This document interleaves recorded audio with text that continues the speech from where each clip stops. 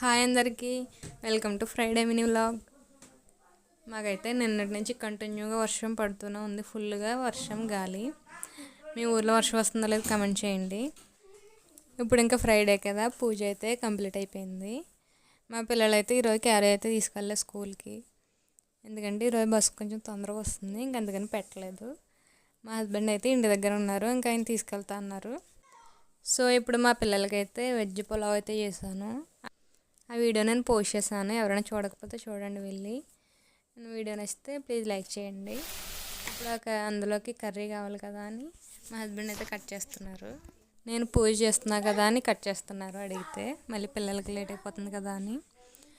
So ఇప్పుడైతే పొటాటోని capsicum cut చేశారు, నేను కర్రీ అయితే వండేస్తున్నాను.